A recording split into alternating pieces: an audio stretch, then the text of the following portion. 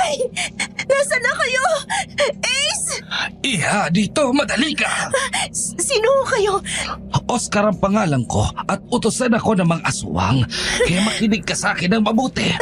Huwag mo nang hanapin ang mga magulang mo. Umalis ka na dito, bilis! Humingi ka na ng tulong bago ka pa nila maabutan kung ayaw mong patayin ka rin na mag-iinang aswang yon. Hindi ako pwedeng umalis hanggat hindi ko nakakita ang pamilya ko. Nasaan na sila? Nay! Si Nanay yun! Boses niya yun! Nay! Bumalik ka dito! Nay! Tay! Ace! Nay! Nay! Tay! Takbo! Iya! Nariyan na sila! Tumakbo ka na! Iligtas mo ang sarili mo! Bilisan mo! Babalikan ko kayo, Nay! Babalik ako! Hanapin ko si Ace!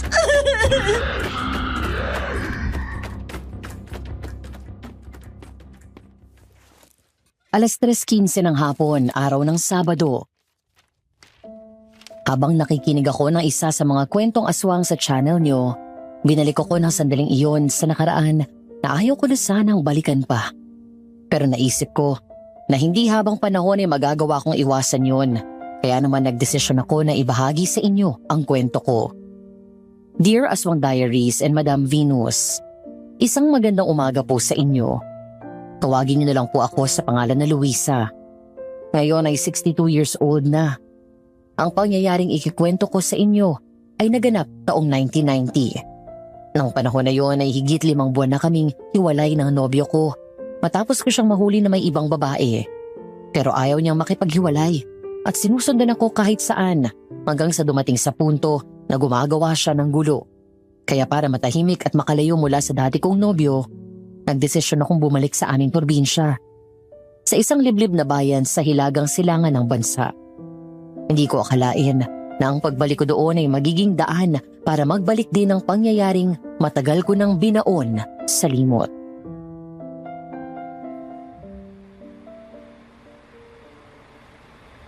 Paano ko nga pala malalaman kung siya yung kausap ko?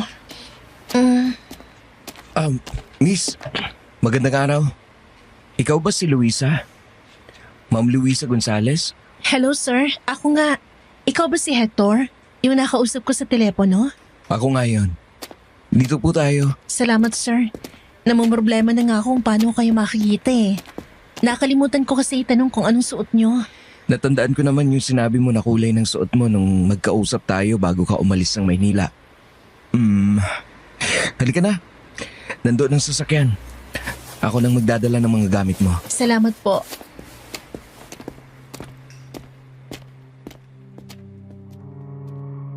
Mula sa bus terminal ay sumakay kami sa owner-type jeep ni Hector papunta sa baryo.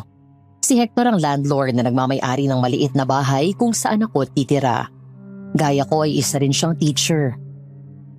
Nang dumaan kami sa mga nagagandahan na matataas na bundok at tabing dagat, pinaalala sa akin ito kung gaano kaganda dito sa probinsya. Malamig at sariwa ang hangin, malayo sa ingay ng syudad. Makalipas ang higit 10 minuto ay pumasok ang sasakyan sa isang makitid pero sementadong daan na nasa paanan lang ng bundok. Napapaligiran ng bundok ang magkabilang daan at mula doon ay natatanaw ko ang ilog.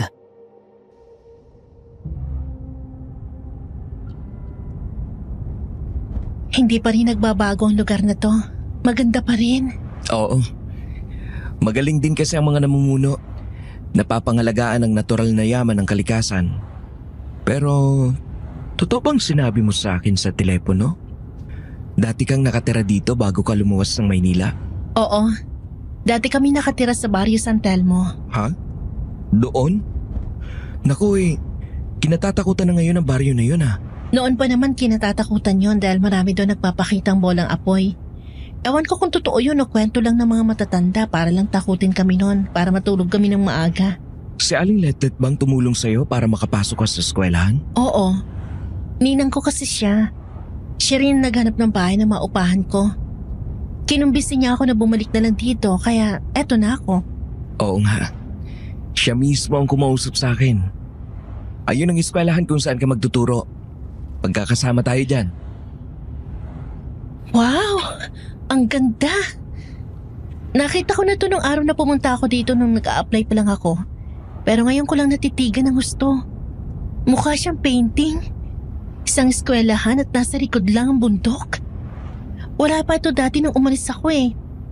Kung hindi ako nagkakamali, parang ginagawa pa lang to. Oo, mula nung naitayo ang paaralan na yan, diyan na pumapasok ang karamihan sa mga bata dito sa baryo natin. Excited na ako magturo. Doon na muna tayo sa bahay.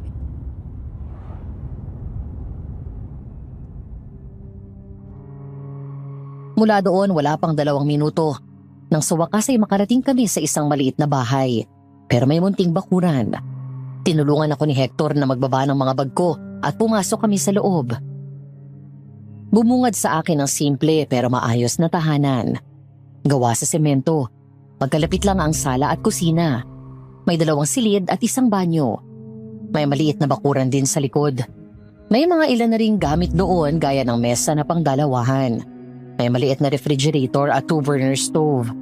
May outdoor kitchen naman kung saan pwede magluto gamit ang panggatong at sa kwarto naman ay meron ng papag at isang aparador.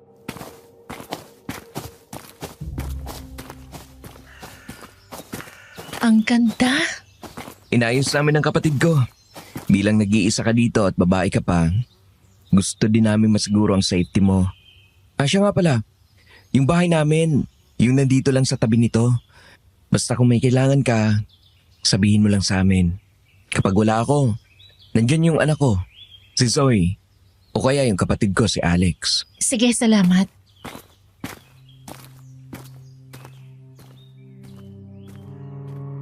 Nang iwan ako ni Hector ay bumuntong hininga ako at pilit nang umiti habang tumitingin sa paligid. Doon sa bahay na yon at sa lugar na parehong nagmistulang paraiso at bangungot sa akin. Doon ako magbabagong buhay. Matapos makapagpahinga at ilista ang mga gamit na kailangan ko sa bahay, ay lumabas ako at nag-abang ng tricycle para bumalik sa bayan. Doon sa labas inaabutan ko si Hector na may kausap na isang babae.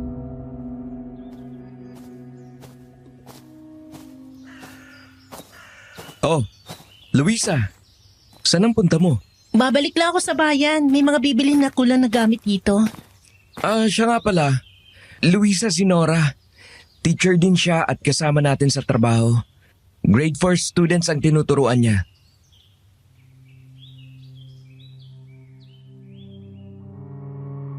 Agad akong lumapit at nakipagkamay sa kanya. Napansin ko na medyo malamig ang temperatura ng kanyang kamay pagkatapos ay ngumiti siya sa akin. Nasa paanan nito ang isang basket na may laman ng mga garapon. Napangiti ako nang maamoy ko ang mabango at pamilyar na amoy galing doon.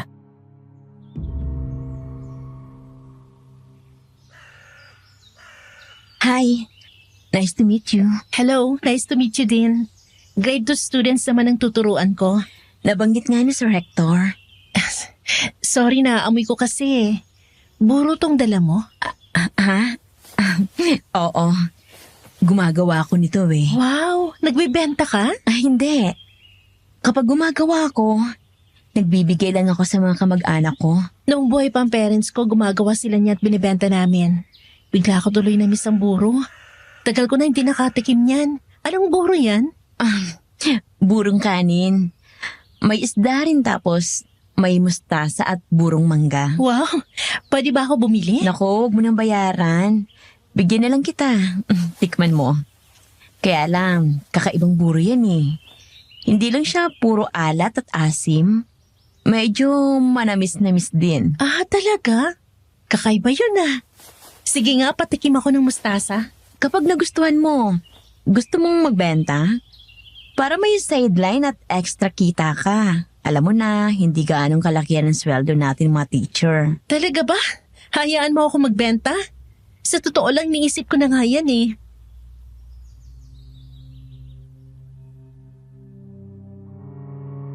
Nag-uusap pa kaming tatlo nang may lumabas na isang lalaki sa bahay ni Hector. Hawig niya ito, pero mas mukha itong bata at mas gwapo at matikas ang pangangatawan. Ang estilo ng kanyang buhok ay gaya sa mga sundalo. Nang makita ako nito ay bigla itong natigilan at tumitig sa akin ng matagal.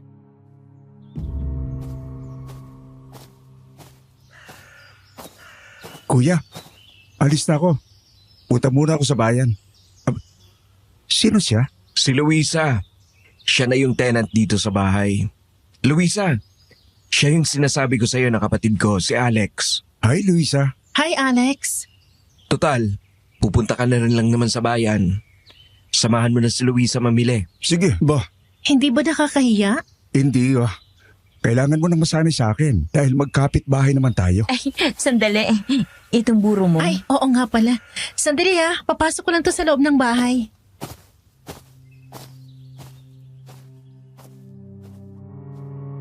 Habang nasa kotse kami ni Alex ay pareho kaming tahimik. Pinatapik-tapik niya ang hita at sinasabayan ng ritmo ng musika na tumutugtog. Ako naman, hindi mapakali sa kinauupuan dahil sobrang tahimik sa loob. Hanggang sa aksidente kaming nagkatinginan at pareho kaming natawa nang wala sa oras.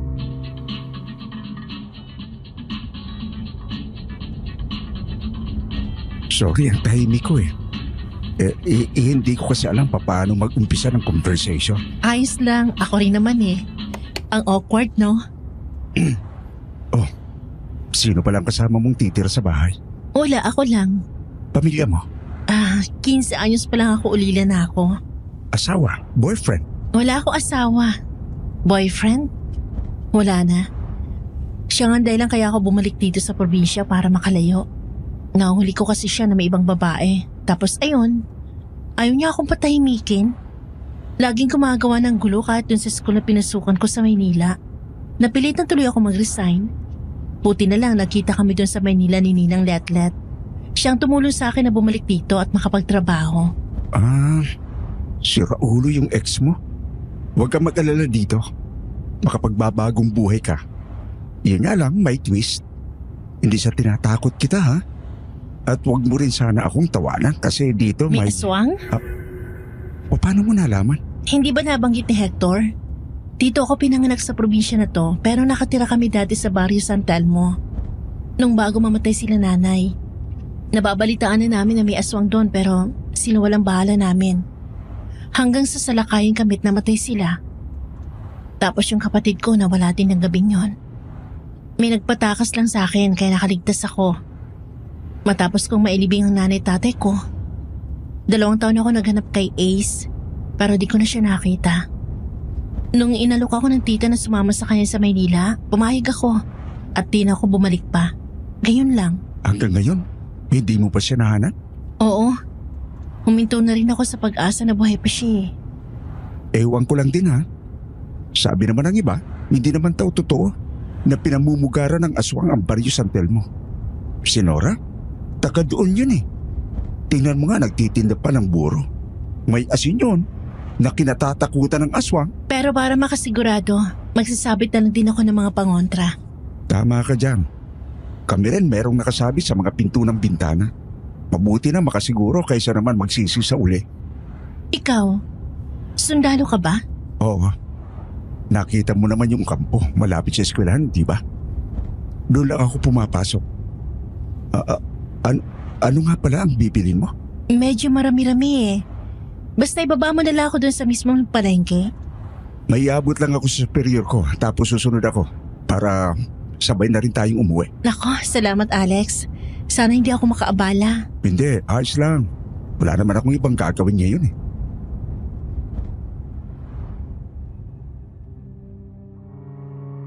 Dahil dala ko rin naman ang ibang gamit ko mula sa Maynila, konti na lang ang mga binili ko gaya ng 2 electric fan at mga gamit sa banyo. Pati na rin mga groceries at ulam na ilalagay ko sa refrigerator.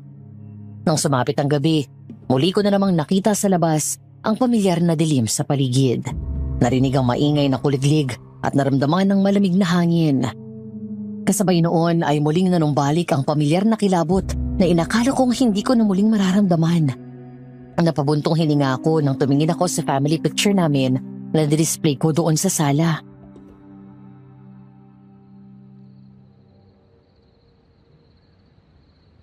Tay, tama po bang bumalik ako dito? Ang totoo, hindi ko alam kung bakit sa dami ng lugar dito sa Pilipinas ay dito ko naisipang lumipat.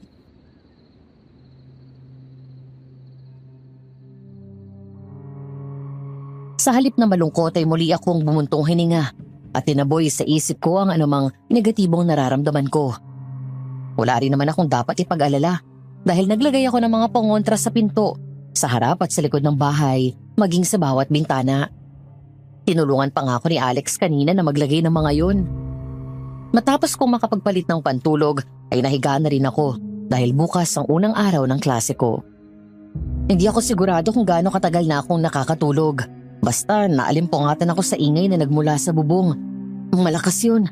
Naglikha ng tunog na parang may tumalon doon.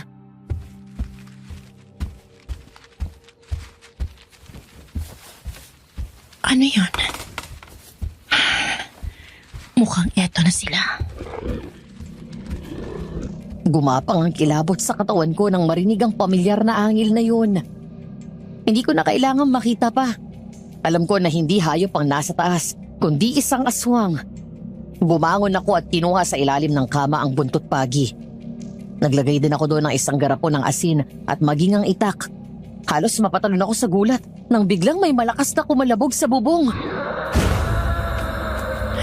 Panginoon, kayo na po ang bahala sa akin. Hoy! Lumayas ka dyan! Nagulat ako nang makarinig ako ng sunod-sunod na putok ng baril. Ilang sandali pa ay narinig ko na lang ang aswang na tumalon pababa. Doon pa lang ako nakahinga ng maluwag.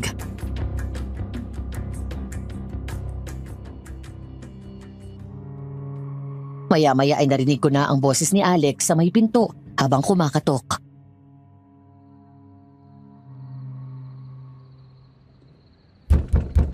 Luisa?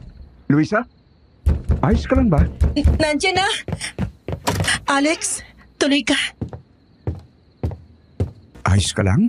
Ngayon oo, nawala na yung takot ko. Hindi ka pala dapat mag-isa dito. Sana pala kumuha ka ng kasama mo.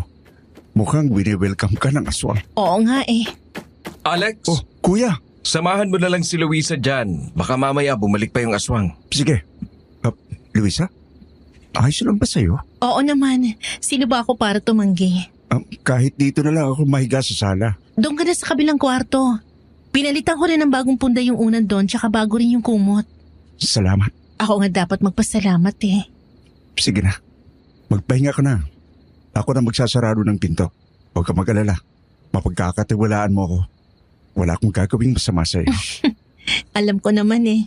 Sige, dito na ako.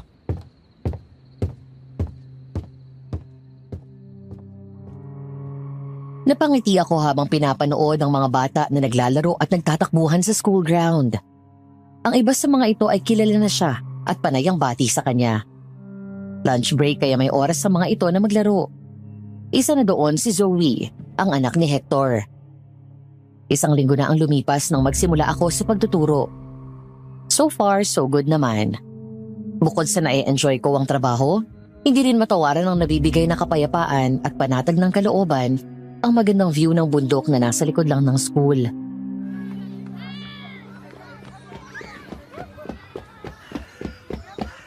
Hi, Miss Moreno. Hi, Zoe. Anak, huwag takbo ng takbo. Hi, ma'am. Hi, sir. Kumusta naman ang isang linggo? Ayos naman, nag-enjoy ako dito. Napaka-laid back ng buhay. Hindi gaya sa Maynila na parang lagi nagmamadali mga tao. Makukulit ang mga bata pero wala, ganun talaga sila eh. May aswang pa ba na nanggugulo sa'yo sa gabi? Wala na. Pagkatapos ng unang gabi ko dito, di na naulit. Natakot yata kay Alex. Kapag nakaramdam ka ng takot, magsabi ka lang para masamahan ka ni Alex. Nako, hindi na. May mga pangontra naman ako nakasabit nakakaya na sa kanya. Baka mamaya may girlfriend yun. Walang girlfriend yun, single yun.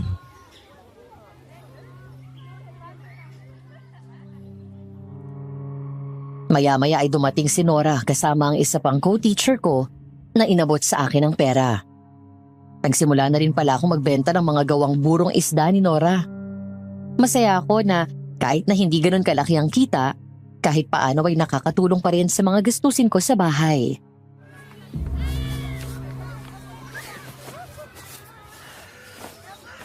Ay, thank you. Sana magustuhan mo. Si Norang gumawa niyan. Maraming salamat ha. Natutuwa si Lola na kumikita kami. Hindi na rin kasi kaya ng oras ko na magbenta kahit gustuhin ko. Bedridden kasi siya. Kapag umuwi ako galing dito, inaasikaso ko rin si Lola tapos pinapakain. Kapag walang pasok, doon pa lang ako nakakagawa. Walang anuman. Ang importante, nagkakatulungan tayo. Gumawa nga ako ng karatula eh. Buro for sale. Isasapit ko sa gate.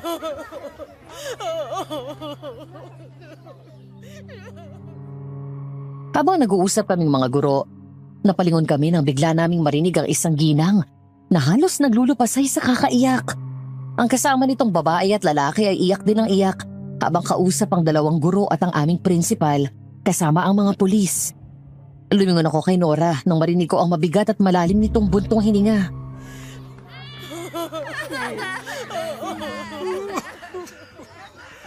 Nanay ng grade 1 student na nawala kahapon. Napansin ng advisor na wala sa upuan niya yung bata kaya hinahanap.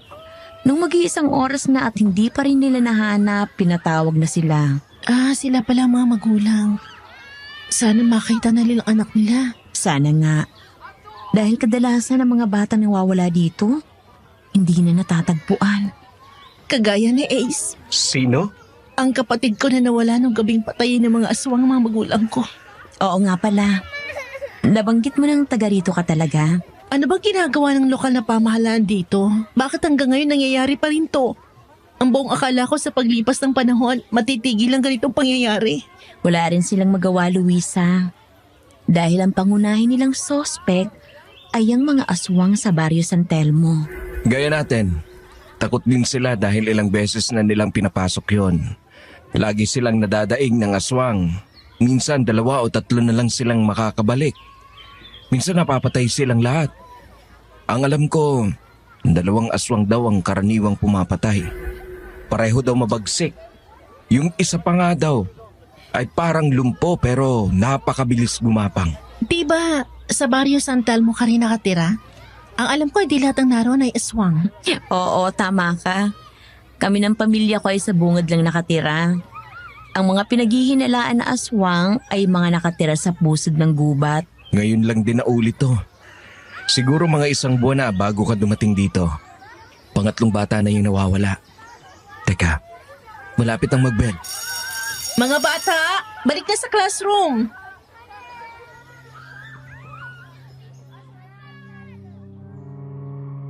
Mabilis na lumipas ang mga araw. Higit 3 buwan na rin ako nanirahan dito sa probinsya. Unti-unti ay muli akong nasasanay sa buhay dito. Bahay, trabaho, bahay, trabaho. Ganun ang naging routine ko sa araw-araw. Kapag weekend naman ay abala ako sa gawaing bahay. Isang hapon, habang naglalakad ako pa uwi at napadaan sa may ilog, napangiti ako nang sumigaw ang ilan sa estudyante ko na pasakay sa bangka. Ang mga ito ay nakatira sa kabilang ibayo. Kailangan pa ng mga ito na sumakay ng bangka para lang makauwi. Kumuway pa ang mga ito at nagbabay sa akin kaya huminto ako saglit.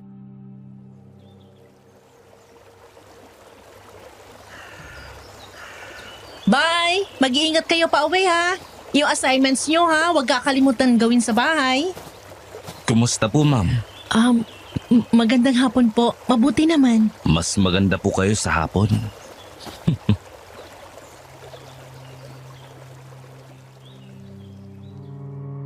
Natigilan ako nang humakbang palapit sa akin ng bangkero. Bahagya akong nakaramdam ng pagkailang nang umisi ito. Isang klase ng ngisi na nakakapangilabot at hindi ko gusto kung paano siya tumingin sa akin.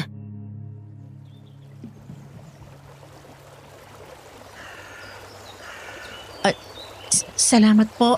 Huwag mo na akong pinupo. Ako nga pala si Glenn. Nice to meet you po. Ako naman si... Luisa, tama? Noong unang araw mo pa lang dyan sa paaralan, ay nakita na kita. Labis na akong humanga sa kagandahan nyo. Kaya inalam ko ang pangalan mo. Ha? Sige po. Una na ako.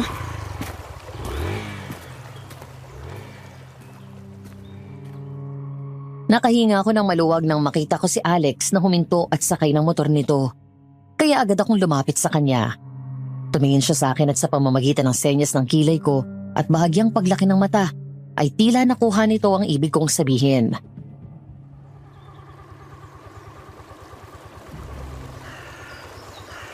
Luisa, anong ginagawa mo dito? Nagpaalam lang ako sa mga bata. Pauwi ka na ba? Halika na, sabay ka na sa akin. Salamat. Sige, Mang Glenn.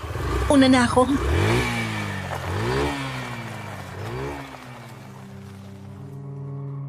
Nang makarating kami sa bahay ay agad akong bumaba mula sa motor. Ngumiti si Alex sa akin nang magkatinginan kami. Pagkatapos ay lumingon pa ito sa pinanggalingan namin at tinuro ang daan.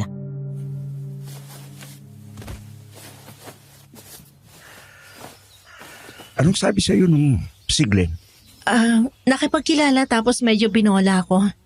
Matagal na daw niyang ilalam ang pangalan ko. Kapag nakita mo yon, lumayo ka doon. Huwag na huwag kang lalapit. May sira ba siya sa ulo? Ewan, pero ilan na yung mga nagre-reklamo dyan na babae. Binabastos daw sila. Minsan nga, nareklamo pa yan dahil nahuling may binobosohan. Manyakis siyang ulol na yan eh. Di ko nga gusto kung paano siya tumingin sa akin para ako hinuhubaran. Ang sabi nila may konting sira daw yung ulo niyan eh. Taga Barrio San Telmo yan. Nakakatakot yung mata niya. Ganito na lang. Total naman pareho tayo ng oras ng uwi. Dadaan na lang kita araw-araw para isabay kita. Naku, hindi ba nakakahiya? Ito naman parang iba. Ayos lang yun. Kasi lagi na lang ako nag-aabala. Sinasamahan mo na nga ako minsan sa gabi kapag may umaaligid na aswang eh. Masaya akong nakakatulong sa'yo. Basta huwag ka maya. Sige, ganito na lang. Magluluto ako mamaya ng gata na may sitaw at kalabasa na may hipon. Tapos magpiprito ako ng galunggong. Dito ka na sa bahay kumain. Wow! Sige, sabi ng nanay ko bawal daw tumanggi sa grasya eh. Sige, hintayin kita mamaya.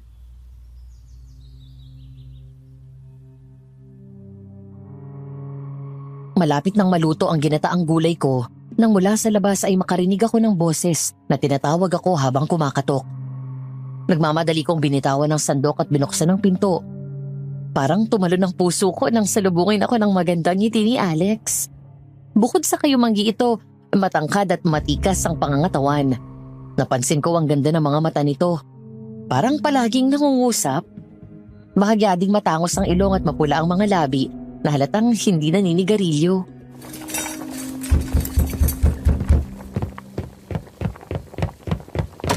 Pasok ka. Para sa'yo. Wow, bulaklak. Nag-abala ka pa. Salamat. Ang bango naman. Sandali lang ha. Konti na lang maluluto na to. Ano yung dala mong isa? Beer. Umiinom ka ba? Oo naman, occasionally. Wala naman pasok bukas eh. Sakto, may mga chichirya ako dyan. Uy, may TV ka na. Oo, kumuha ako hulugan. Nababagot kasi ako dito lalo kapag walang pasok at tapos na ako sa ginagawa ko. Ligay ko tong mga beer sa loob ng ref, ha? Sige lang.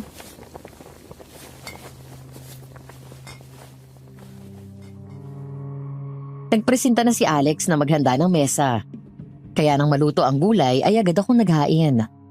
Pinaglagay niya pa ako ng pagkain sa pinggan ko at walang katapusang puri ang natanggap ko habang kumakain kami.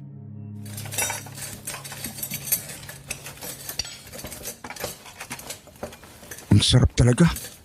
Ngayon lang ulit ako nakatikim talaga ng maayos na luto. Sa bahay kasi, dalawa kaming barako ni Kuya.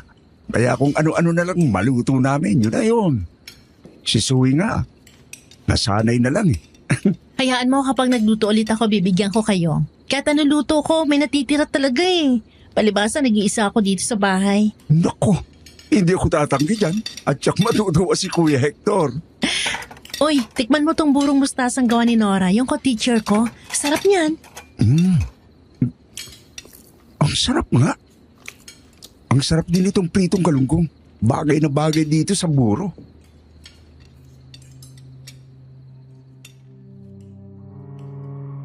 Nang matapos kaming kumain ay nagpresenta si Alex na maghugas ng mga pinggan. Habang ako naman ay nilalagay sa vase sa mga bulaklak na dala nito. At hindi mawala ang ngiti ko habang nakatingin doon.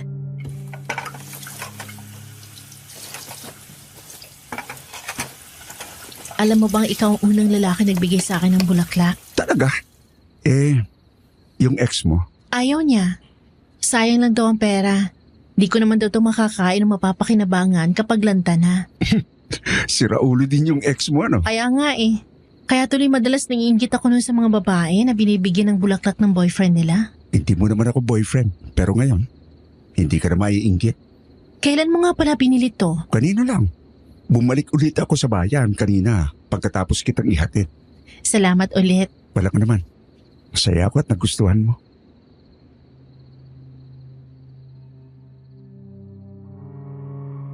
Habang nanonood kami ng TV ay umiinom kami ng beer.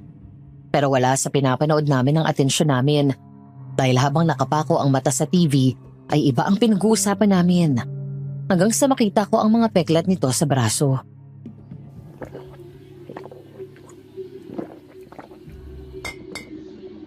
Galing ba sa tama ng bala to? Oo. Nung nadistino ko sa Mindanao, napalaban ang grupo namin sa mga NPA. Isa yan sa mga naging tama ko. Isa? Ibig sabihin, marami pa? Gusto mong makita? Pwede ba?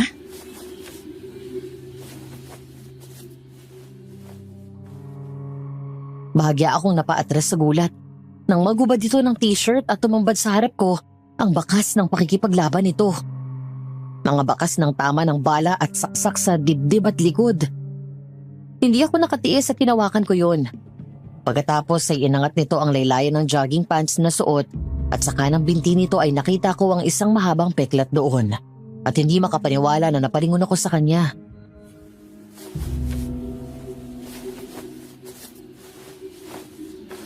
Ang dami. Itong nasa paa mo, kailan nangyari to? 3 taon na nakakalipas. Nasabugan ng granada. Ang kala ko nga puputulan na ako ng pahe.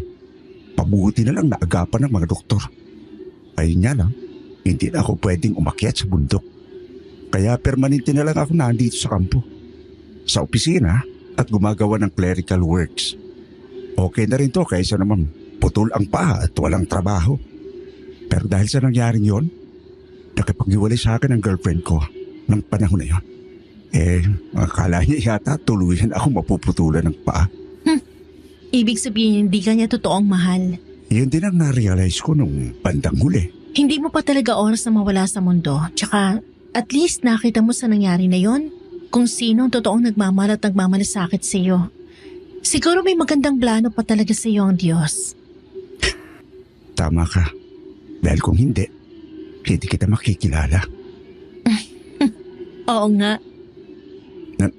Nasabi ko na ba sa'yo na maganda ka? Hindi pa.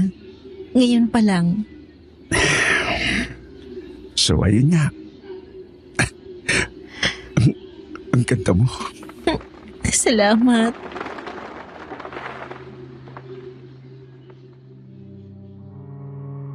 Halos sabay kaming tumingin sa pinto papuntang likod bahay nang may marinig kaming tunog na bumagsak ng mga kahoy. Nagkatinginan kami ni Alex. Ilang sandali pa ang nakalipas nang may marinig na naman kaming kumakaluskos at doon na siya tumayo. Agad nitong kinuha ang isang itak sa ilalim ng lababo na hindi ko alam na naroon. Pagkatapos dahan-dahan nitong binuksan ang pinto.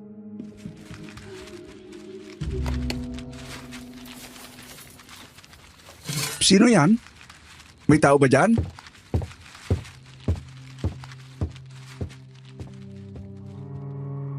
Muling lumingon sa akin si Alex nang walang sumagot. Lumabas ito sa likod bahay at naglakad-lakad. Hanggang sa may pusa na kulay puti ang biglang lumabas mula sa halamanan.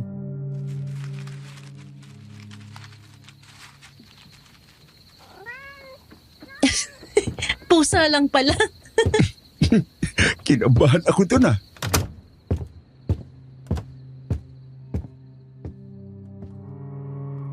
Pumasok si Alex at muling sinarado ang pinto.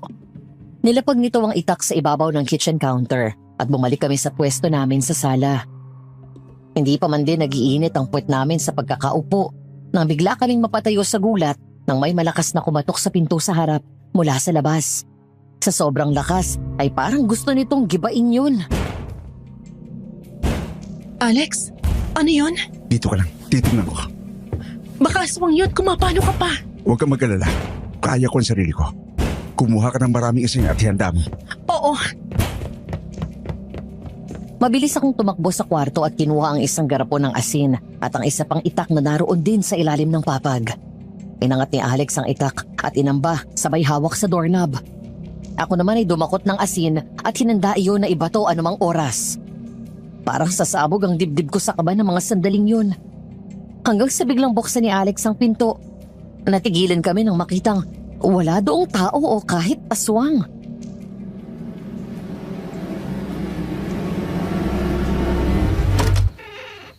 Walang tao? Sino yung kumatok? Titingnan ko. Dito ka lang. Sige, mag-iingat ka.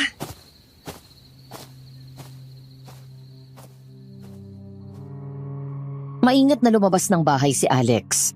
Nag-inspeksyon sa bakuran sa harap, maging sa labas. Pero wala kaming natagpo ang tao o kahit aswang. Sa halip na mapanatag ay lalo akong kinabahan. Hanggang sa bigla akong lumingon sa bintana sa kusina nang makita ang isang pamilyar na babaeng dumaan doon. Nailapag ko ang garapon ng asin at itak sa sahig nang makilala ko ito.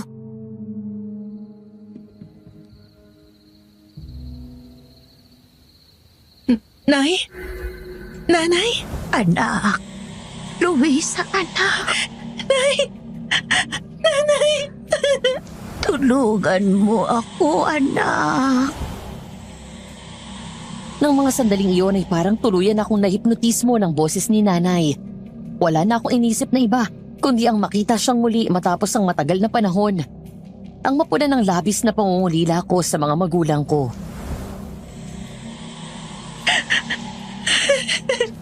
Luisa, anak ko. Hindi ko na malaya na humahakbang na lang ako palapit sa pinto papunta sa likod bahay. Pagdating ko doon ay walang tigil ako sa kakaiyak na lumingon ng lumingon sa paligid. Pilit na hinahanap ng mata ko ang mga mukha ng mga magulang ko na ilang taon ko nang pinanabikan na makitang muli.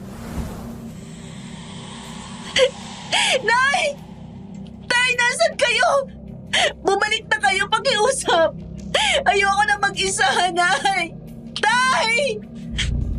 Nay!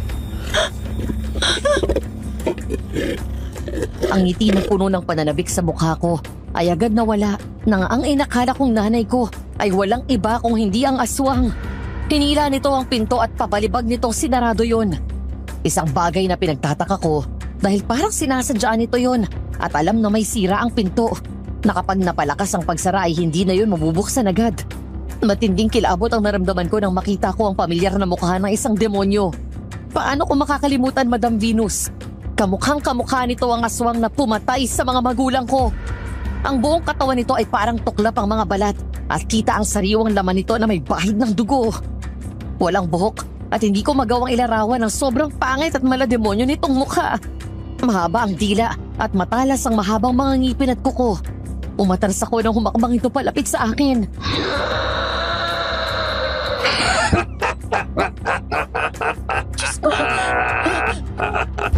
Luisa! Takbo! Tumakbo na!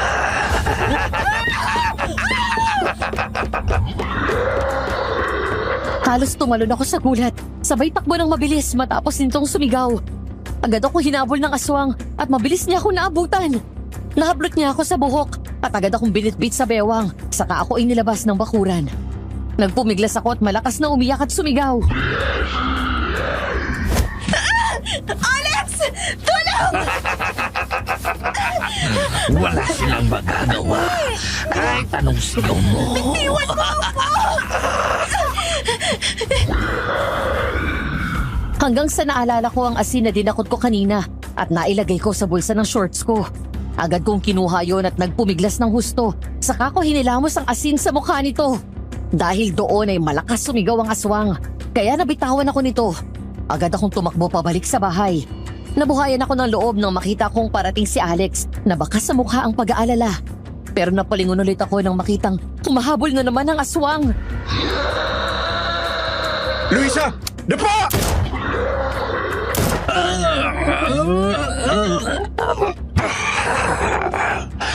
Babalikan ko kayo! Klaro ka na baka!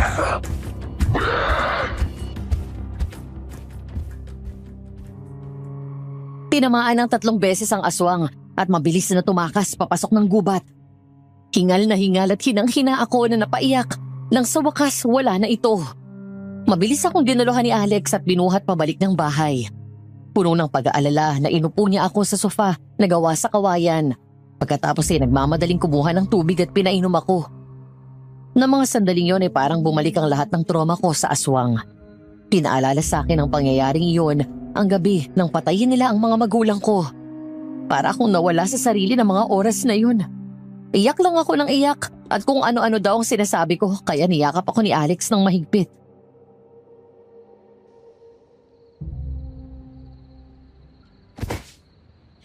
Ayoko sumama sa kanila, Alex. Papatay nila ako gaya ng ginawa nila sa kanila. Huwag mo ko ibibigay. Hindi ka nila makukuha. Pangako yan. Nandito ako. Hindi kita pababayaan. Shh, kalma. Wala na ang aswang. Hindi ka nila masasaktan.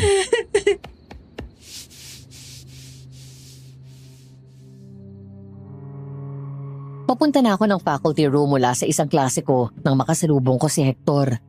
Agad itong umiti sa akin at huminto nang makalapit na dala ang lesson plan, ballpen at lalagyan ng chalk at eraser. Mukhang papunta na ito sa susunod niyang klase.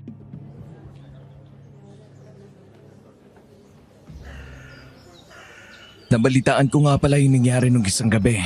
Naikwento ni Alex. Oo nga eh. Buti na lang pala, nandun siya. Kung hindi, baka nakuha ka na ng aswang. Laking pasasalamat ko talaga na naroon siya. Kaya nga napag-uusapan namin na pagkatapos ng nangyari na yon, mas makakasiguro tayo na ligtas ka kapag may kasama ka sa bahay. Kahit na may mga pangontrang nakasabit sa pinto at bintana ng bahay mo, makakagawa sila ng paraan para pasukin ka. Salamat, Hector. Di niyo naman kailangan gawin to pero sobra yung pag-aalaga niyo sa akin. Tinamaan yata sa'yo yung kapatid ko eh.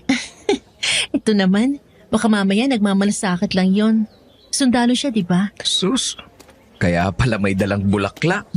Luisa, Oy, Nora, ano? Nasaan na yung order ko? yun nga eh. Hindi ko nadala kasi doon ako sa kabilang bayan galing, hindi sa bahay. Hindi ko nadala dahil mabigat yung mga garapon. Idadaan ko na dapat sa bahay mo kaso nagmamadali ako. Ganun ba? Di bali okay lang. Bukas pa naman ng tanghali dadaan yung customer ko eh. Sige, idadaan ko na lang bukas ng 10:00. Ay sige, dito na ako sa faculty.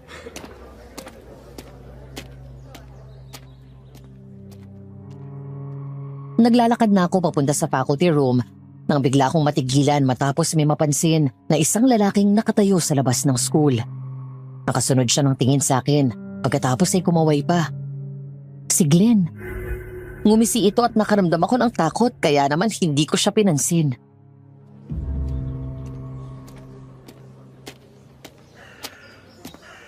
Mukhang type ka ni Glenn. Ha? Nako, di naman siguro. Ano ka? Lagi ka kayang tinatanong sa akin yan. Gusto mo ilakad kita? Ha? Sorry, di ko siya type. Tsaka may iba na rin ako nagugustuhan eh. Sige, dito na ako.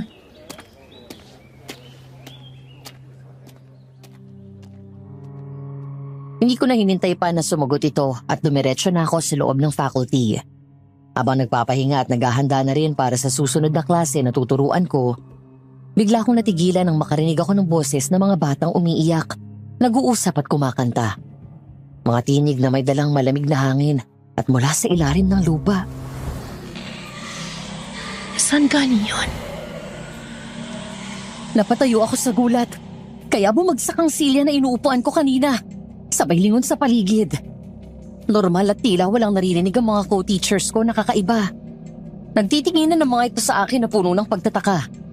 Kay lakas ng kabog ng dibdib ko na para bang sasabog yon sa sobrang kaba.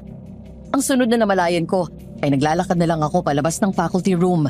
Binagtas ko ang daan papunta sa likod at hindi ko alam kung bakit ako doon dinala ng mga paa ko. Diyos ko. Nang makarating ako sa likod, natulala na lang ako nang makita ko ang kaluluwa ng mga bata. Natakpan ko ang bibig ko nang makita na isa doon ang batang nawala kamakailan lang. Lahat ay may gilit sa leeg, butas ang tiyan at may mga pasa at sugat sa braso at binti. Hanggang sa mabaling kay Hector ang atensyon ko nang makitang pumahangos ito. Zoe! Zoe! Anong nangyayari sa'yo? Napaskwat ako ng upo nang makitang nakatulala si Zoe at hindi kumukurap habang nakatitig sa unahan. Doon kung saan nakatayo ang mga batang kaluluwa. Kinaway ko ang palad ko sa harap niya pero hindi ito kumurap man lang. Hanggang sa napatayo ako at umatras nang magsalita ito at narinig ang malalim na boses nito na gaya sa mga batang kaluluwa na yun. Hindi sila matahimik. Gusto na nilang umuwi, pero di nila alam kung paano. Gusto nilang maglaro, pero may kumuha sa kanila. Banga, madilim sa loob, masikip. Mama, Papa, Mama, Papa, uuwi na kami. Nasaan na po kayo? Mama, Papa? Zoe anak, gumising ka. Anong nangyayari sa kanya, Hector? Mamaya, ipapaliwanag ko sa'yo. Ay, Zoe! Nataranta kami nang bigla itong mawala ng malay. Agad naman nasalo ni Hector ang anak at kinarga. Mabilis akong sumunod, pero nang lumingon ako, bigla akong natigilan nang may mamataan akong isang pamilyar na muka sa karamihan ng mga espiritu ng mga bata. Ace!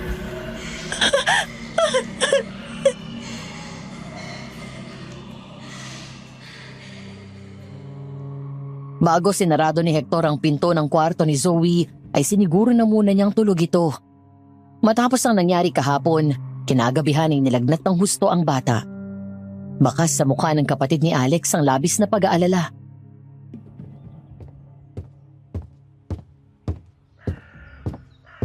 Kumusta na siya? Bumaba na ulit ang lagnat niya. Kagabi, babataas ang temperature niya. Kaya pinatawag ko na si Doc. Mabuti na lang at may doktor na malapit dito. Ano ba yung nangyari kay Zoe? Pinanganak siyang may special na abilidad na makakita ng mga espiritu. Kaluluwa, engkanto, kahit na aswang. Normal naman siyang bata pero kapag natulala na yan at hindi na kumukurap, gaya ng nangyari kahapon, ibig sabihin ay may nararamdaman at nakikita siyang espiritu. Minsan nga, natatakot na lang kami ni Alex dyan. Naririnig namin nagsasalita at akala namin kausap ang isa sa kaibigan niya. Pero pagsilip namin, wala naman siyang kasama. Kapag tinatanong namin kung sinong kausap niya, ituturo niya lang kung saan yung espiritu. Minsan nga, bigla na lang yan maglalagay ng pagkain sa kung saan sa labas ng bakuran, tapos sasabihin niya para daw sa kaibigan niya. Saan niya nakuha yan? Sa nanay niya? Hindi. Normal ang asawa ko nung buhay pa siya. Wala rin naman sa aming may ganyan. Gusto ko maging normal siya hanggang lumaki siya. Hindi ko na alam minsan ang gagawin ko. Bakit hindi kayo magtanong sa albularyo? Naisip ko na rin yan pero kasi nagdadalawang isip ako eh. Kahit kailan kasi, hindi ako naniniwala sa kanila. Mukhang kailangan mo na lalo at kailangan ng anak mo. Eh ikaw, sabi mo may nakita ka rin. Oo. First time nangyari yun sa akin. Hindi ko rin maintindihan eh. Basta narinig ko na lang yung boses ng mga bata at parang silang nagilas sa akin papunta dun sa likod ng school. Alam mo yung parang kusa nilang binuksan ang mata ko para makita sila. Hector, isa sa mga kaluluwang nakita ko ay ang huling estudyanteng nawawala.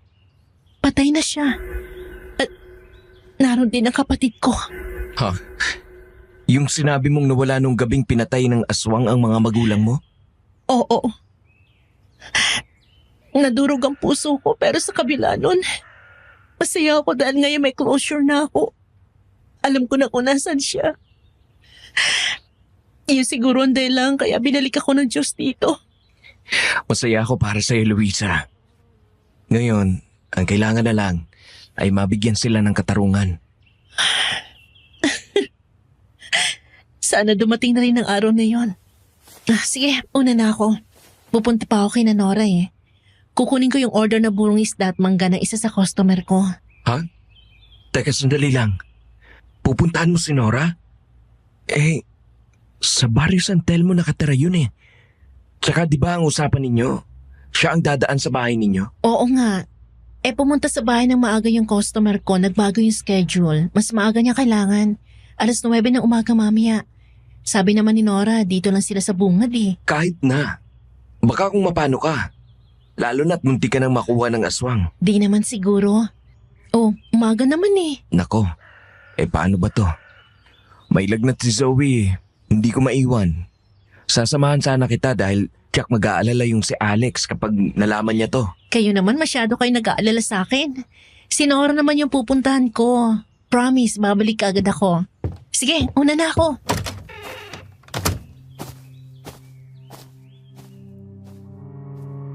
Mula doon sa bahay nila Hector ay sumakay ako ng tricycle papunta sa Barrio San Telmo. Pero bago pa kami pumasok ay huminto ang driver sa harap ng arko.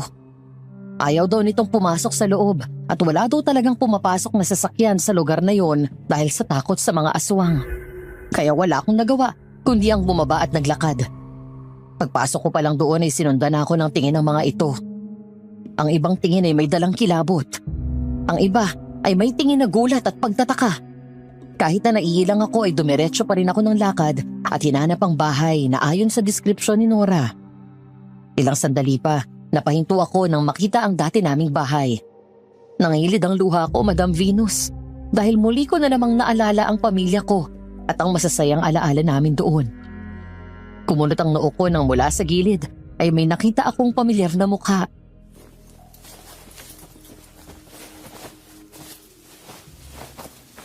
Nora? Mang Oscar, pakilagay itong mga asin dyan sa likod. Narito na po.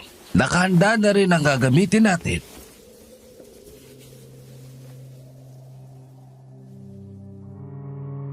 Dahil wala namang bakod na nakapaligid sa bahay, ay dumiretso ako at lumapit. Sinundan ko si Nora. Dumaan ako sa gilid ng bahay at pumunta sa likod. Natigilan ako at kumunot ang noo ko nang makita ang mga naglalakihang banga na nakabuo ng 3/4 ng katawan sa lupa.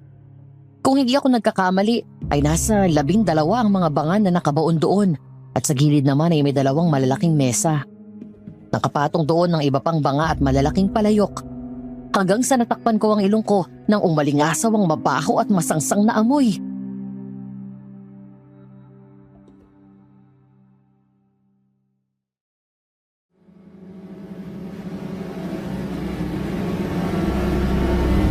May tao.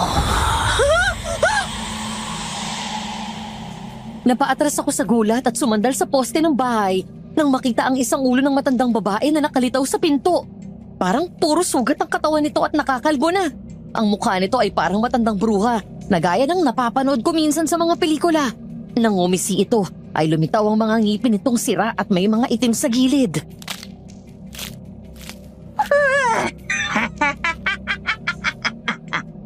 May tao.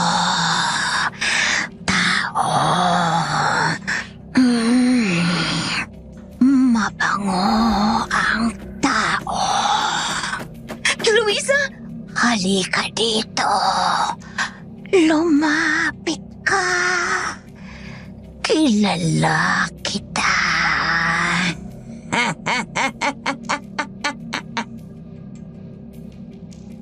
Doon lang ako napalingon ulit nang marinig ko si Nora. Halos madapa ito palapit sa akin at kitang-kita sa mukha ang gulat. Ang matandang lalaki naman na tinawag nitong Oscar ay nagmamadaling umalis. Natataranta siyang pumasok sa bahay at hinila ang matanda papasok. Saka muling lumabas at sinarado ang pinto.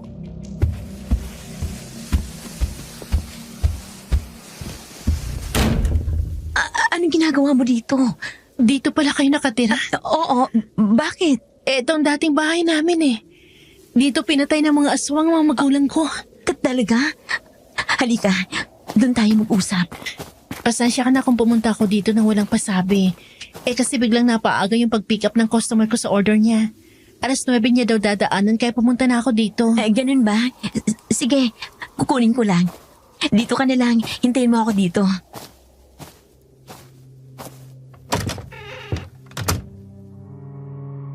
Nagmamadaling bumalik si Nora sa bahay. Nahigit ko ang hininga ko sa gulat nang makita na naman ang matanda. Nakasilip sa bintana at nakatitig sa akin. Maya-maya pa ay dumating si Nora na humahangos, dala ang 3 buro.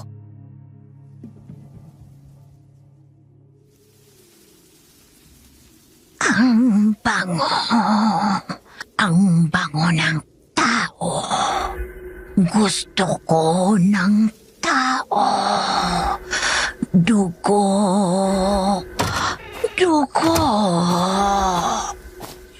Nora? Sino yung matanda kanina? Lola ko, Pasensya ka na kung nagulat ka sa kanya. May dementia na kasi siya. Tapos hindi na nakakatayo kaya ayun, kagapang-gapang lang sa loob. Ano nga pala yung malalaking banga na nakabaon sa lupa? Dami nun ah. Doon niyo ba iniimbak yung ginagawa niyong buro? Ha? Oo, doon nga. Pwede ba tingin? Ha?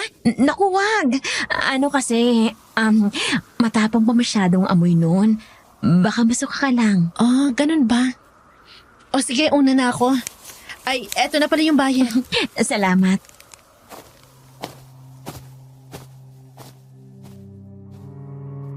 Naglakad ako palayo habang panay ang lingon ko. Nakita ko na patuloy akong sinundan ng tingin ng matanda hanggang sa bigla akong bumangga sa kung sino.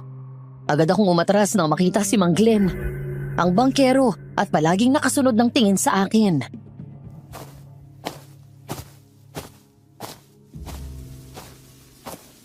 Hi, ganda. Kaya pala umaaliwalas dito sa baryo namin dahil nandito ka. Magandang umaga po, Mang Glenn. Sabi ko naman sa'yo Glenn na lang. Nako, ang laki po ng agwat ng edad niyo eh. Sige po, dito na ako. Hatid na kita. Hindi na po. Sige na. Ihatid na kita. Huwag niyo po akong hawakan, please. Luisa? Alex! Mabuti nandito ka na. Sakto dating mo dahil pauwi na ako. Halika na. Sumakay ka na. Sige o, Mang Glenn. Sinaktan ka ba niya o binastos? Hindi niya ako sinaktan. Pero sinubukan niya akong hawakan dito sa braso. Si Kuya Hector ba nagsabi sa'yo nandito ako? Oo. Nag-alala nga siya sa'yo. Buti na isipan ko umuwi dahil may nakakalimutan akong papeles. Sa susunod, huwag kang papasok mag-isa dun. Kung hindi mo ako mahintay, magpasama ka sa pinagkakatiwalaan mo. Oo. Pasensya na kung napag-alala ko kayo. Salamat. Wala yun. Mas malaga sa akin, higtas ka.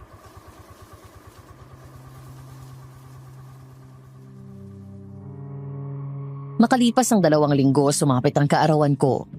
Nagulat ako nang sorpresahin ako ng mga estudyante ko at kinantahan ako pagpasok ng classroom. May mga nagbigay pa nga ng mga handmade letters, drawings at art crafts sa akin. Kaya kahit wala na akong pamilya, parang kumpleto na rin ang okasyon na yon. Nang hapon na yon, naikwento sa akin ni Kuya Hector, naglalakad siya pabalik sa faculty room nang makita nito si Alex na parating na may dalang regalo at isang bungkus na bulaklak.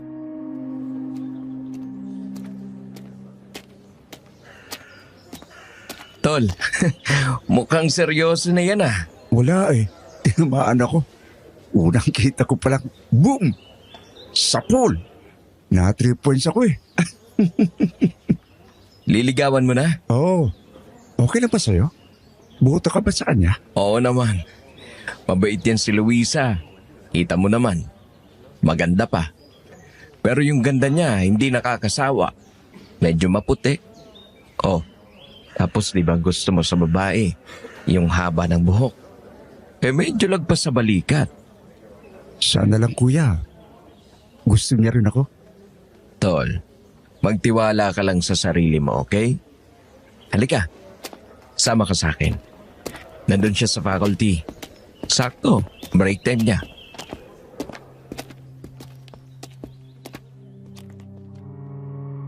Nang mga sandaling iyon, habang nagkikwentuhan kami ng mga co-teachers ko at walang kaalam-alam na nasa labas na pala si Alex, medyo nakaramdam ako ng inis kay Nora dahil bida ito ng bida kay Mang Glenn sa akin.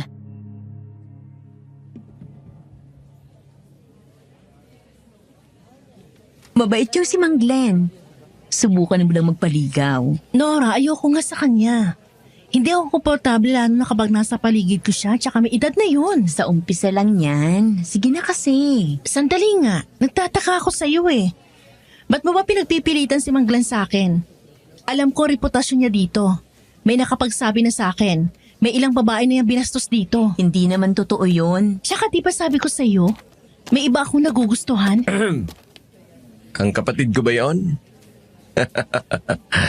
Teacher Nora, kaibigan at tenant ko si Luisa at kilala ko yung si Mang Glenn.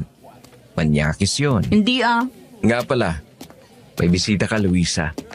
Tao po? Nandiyan pa yung magandang birthday girl?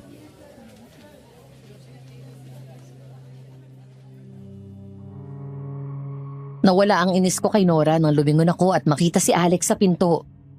May dalang isang bungkos ng bulaklak at regalo. Nanunuksong tumingin sa akin si Hector at nakipag-high five ito kay Alex. Kaya naman tumayo ako at lumapit sa pinto.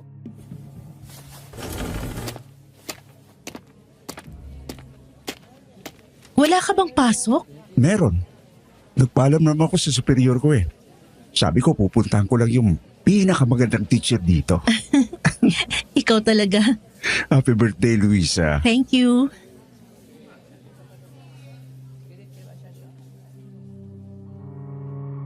Hindi mawala ang ngiti ko nang inabot niya sa akin ang mga dala nito. Kaya inulon kami ng tukso ng mga co-teachers ko, maliban kay Nora. Nahagip ng mata ko na pasimple itong lumabas sa kabilang pinto, dala ang baunan.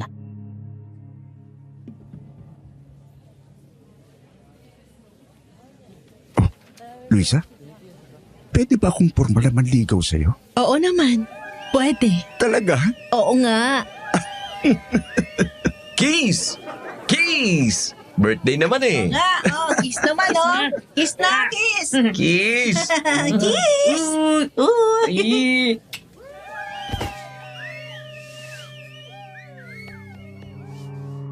Lalo kaming kinansyawan ng mga kasama ko nang hinalikan ako ni Alex ng matagal sa pisngi at niyakap.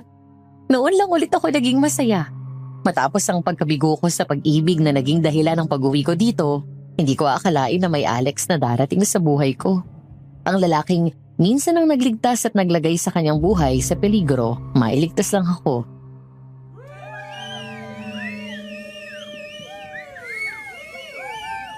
Binata na ulit ang kapatid ko. Boto ako sa iyo, Luisa. Si Teacher Hector talaga, Sige, balik na ako sa kampo. Sunduin na lang kita mamaya. Okay.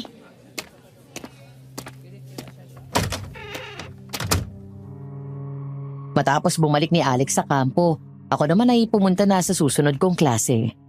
Habang nagtuturo ako mula sa loob ng classroom, ay nakita ko na dumaan si Nora. Dala na naman ang mga baunan na bitbit niya kanina.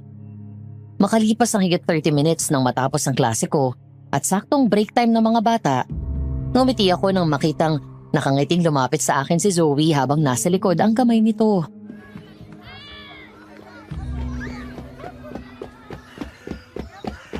Teacher Luisa, happy birthday po! Thank you.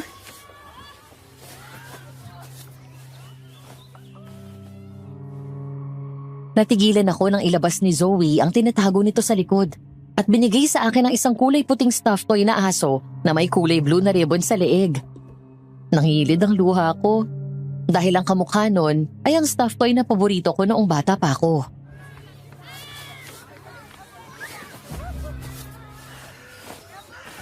Sabi po niya, ibigay ko to sa'yo. Niya?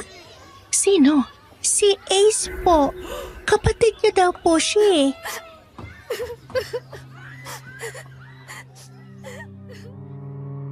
Madam Venus, kinalabutan ako nang marinig ko ang pangalan ng kapatid ko.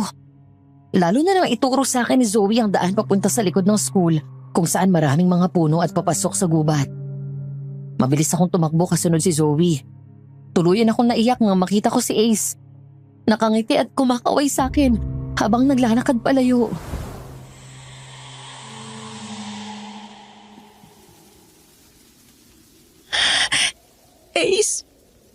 Ace, sorry. Sorry kung tumigil ako sa paghahanap sa'yo. Pero nandito na si ate. Hindi na ulit kita iiwan. Okay lang daw. Di naman siya galit sa'yo dahil malapit mo na daw siyang mahanap. Ha? Malapit na? Saan? Kailan?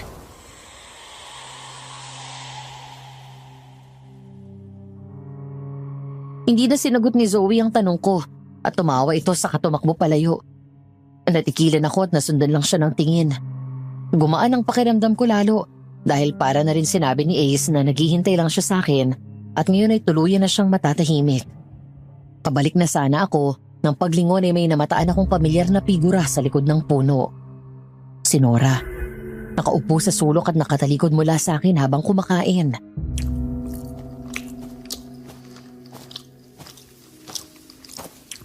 Nora? Sino yan?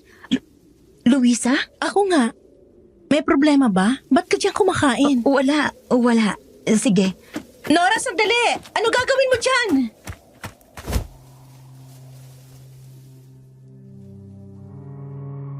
Susundan ko sana si Nora dahil bigla itong tumakbo papasok sa masukal na kakahuyan nang may biglang humablot sa braso ko. Bigla akong lumayo at bahagya itong naitulak nang makita ko si Mang Glenn. Nakangisi na naman na parang manyak at kung tingnan ako para akong huhubaran sa isip nito.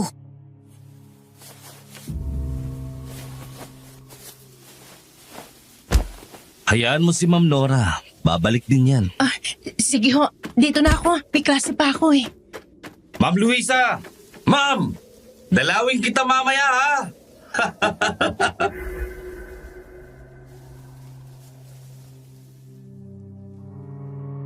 Dahil sa mahigpit na pagbabantay ng mga pulis at sundalo sa lahat ng pampublikong lugar, nahinto ang pagkawala ng mga bata.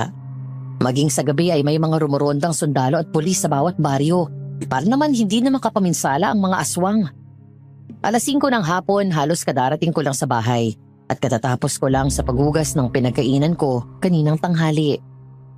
Nagpahinga muna ako sandali bago sinimulan ang paghahanda ng espesyal na hapunan na iluluto ko. Dahil birthday ko, nangako si Alex na sasabayan ako sa pagkain. Kinailangan lang nitong bumalik sa kampo pagkahatid sa akin dahil may meeting lang ito sandali. Pasado 7:00 na nang matapos kong iluto ang kanin at ang paborito nitong fried chicken at naggisa lang ako ng konting gulay. Habang naghihintay ako sa pagdating ni Alex, ay nagdesisyon muna akong maligo. Nung matapos kong magsabon ng katawan at mag-shampoo, bigla akong napahinto nang may narinig akong tunog ng paghinga.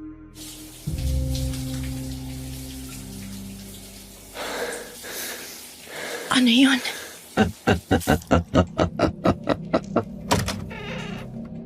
Binuksan ko ang pinto ng banyo at sumilip. Pero wala namang tao doon. Hanggang sa napatingala ako sa bintana. Nanlaki ang mga mata ko. Sabay hablot ng tuwalya at takip sa katawan ko. Matapos yun ay sumigaw ako ng malakas at tumakbo palabas ng banyo. Tulong! Manyakis! Dahil doon sa sulok ng bintana ay may nakita akong 2 mata na sinisilipan ako. Kasunod nito ay narinig ko na lang na may mga kahoy na bumagsak mula sa likod bahay. Kinabahan ako nang makita ko na may lalaking dumaan sa bintana sa gilid ng bahay. Halos mapatalon ako sa gulat nang marinig ko ang malakas na kalabog na mula sa pinto sa harap. Buksan mo to, ma'am! May sasabihin lang ako. Umalis ka na! Kung hindi, pakukulong talaga kita! Buksan mo sabi to eh! Ano ba kailangan mo sa akin? Bakit ayaw mo ako tigilan? Kapag pinapasok mo, sasabihin ko sa'yo! Nataranta ako at mabilis na binuksan ang bintana sa kabilang gilid ng bahay. Naalala ko na magkatapat ang bintana sa kusina namin nila Hector. Ngunit sa kasamaang palad, wala akong nakitang tao sa kusina. Pero nagbakasakali pa rin ako habang patuloy na sinisira ni Glenn ang pinto sa harap. Hector! Alex, tulong! Tulungan niyo ako! Tulong!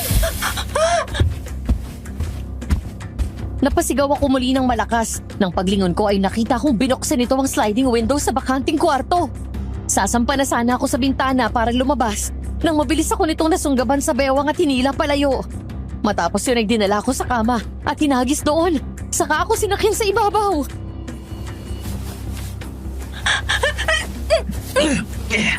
Sinabi ko naman sa'yo eh. May sasabihin lang ako. Bakit ka ba umiiwas? Gusto ko lang na mag-usap tayo. Pakiusap mo, Glenn! Huwag niyo po ako sasaktan! Yan, ganyan nga. Kung pinaulakan mo na sana ako nun pa, hindi tayo abot sa ganito. Ano ba talaga kailangan mo? Wag! Wag! Huwag ka maingay. Ano bang inaarte mo ha? Di ba gusto mo rin ako? Sinabi ni Ma'am Nora sa akin na gusto mo rin ako at siya mismo ang nagpapunta sa akin dito. Naghihintay ka raw. Pasensya ka na, ma'am, kung hindi ko na napigilan ang sarili ko. Matagal na kitang kursunada eh. Hindi kita gusto! Wala ako sinasabi na gusto kita. Iwas na iwas nga ako sa'yo dahil sa simula pa lang wala na akong tiwala sa'yo. Ang tama nga kutob ko dahil demonyo ka! Talagang demonyo ako.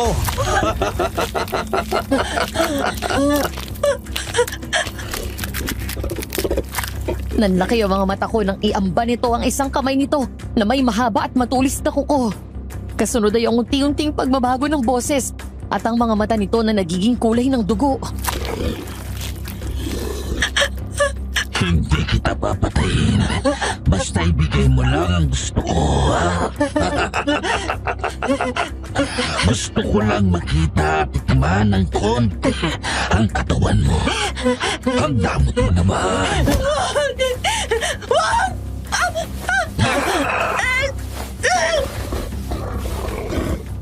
Matapos nito biglang hilahin ng tuwalyang nakatapi sa katawan ko, ay bigla nitong inamba ang dulo ng kuko sa leeg ko. Nanginginig ako sa takot habang titig na tinig ito ng puno ng pagnanasa sa katawan ko. Lalo akong naalarma nang magsimula itong kalasin ng sinturon niya. Wag, Glenn! Maawa ka! Maawa ka! Ganun na lang ang gulat at hilakbot na naramdaman ko nang biglang magbago ang anyo nito. Lalo akong nagwala at nagpumiglas nang maging aswang si Mang Glenn. Ang aswang na sumalakay sa akin at nagtangka akong kunin. Ikaw ang aswang! Tumahimik ka sabi. Pagkatapos ko sa'yo, sasama ka sa'kin. Hoy! Demonyo! Dito! Papatayin kitang hayop ka!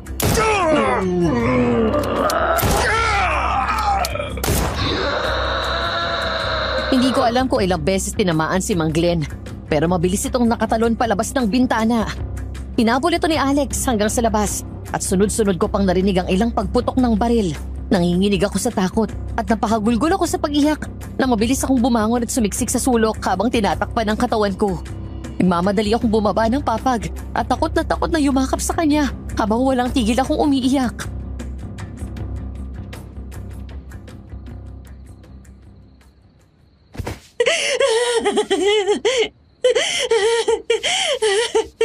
Luisa, Alex!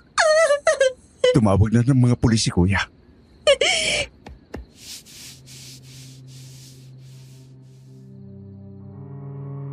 Dahil sa nangyari ay hindi ako pinapasok ni Alex kinabukasan. Hindi rin siya pumasok at binantayan ako.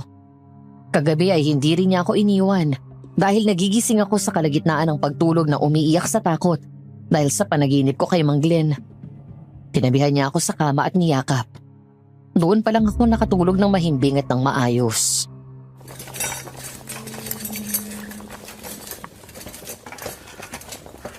Luisa, luto na ang ulam. Kumain na tayo. Wala akong gana. Sige na. Kailangan mong kumain kung hindi manghihina ka niyan. Paano mo malalabanan yung demonyong yon kung hindi ka kakain at magpapalakas? Sige na. Bumangon ka na. Hindi ko alam kung paano ako lalabas. Nahihiya ako. Natatakot ako. Paano kung nandun siya sa school? Wanted na yun ngayon. Hindi na yung makakalapit sa'yo. Alex, thank you ha. Kung hindi ka dumating, baka bago ka dumating, baka nagahasan na niya ako. Hindi mo kailangan magpasalamat. Tungkulin ko yon. Mas malaga sa akin na hindi ka nasaktan. Ang pinagtataka ko, bakit nagsinungaling yung Nora na yon doon sa manyakis na yon? Napapansin ko nito mga huling araw. Lagi niya ako pinagtutulakan kay Mang Glenn. Sinabi ko naman sa kanya na ayoko doon. Mas mabuti pa na lumayo ka sa taong yon mula ngayon. Huwag ka na magbenta ng mga burong isda niya. Marami ka pa namang pwedeng gawing sadyan eh. O kaya, tutulungan ka namin. Ituturo namin sa iyo ni Kuya yung recipe ni tatay ng buro. Talaga? Salamat. Napaka-supportive mo naman. Basta naman kung saan ka masaya, susuportahan kita.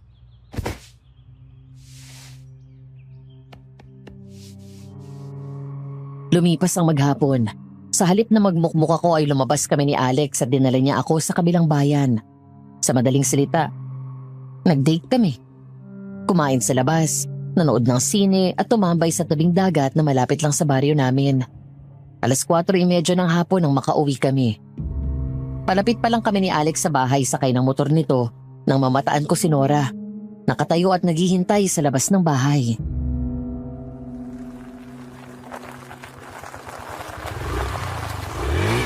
Luisa, buti nandito ka na. Eto, may dala akong bagong buro. Masarap yan. Anong ginagawa mo dito? Aha? Eto, burong isda. Nag-deliver ako nito. Huwag mo na rin palang bayaran. Benta mo para may kita ka.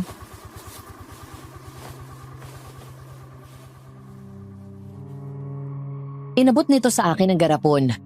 Hindi ko pa man din nabubuksan pero agad umalingasaw ang mabahong amoy mula dito.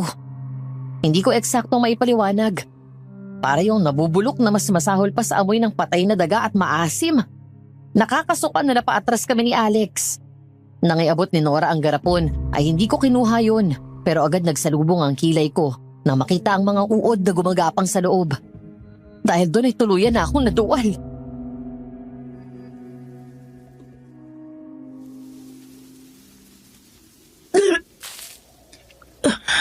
Ilayo mo nga yan.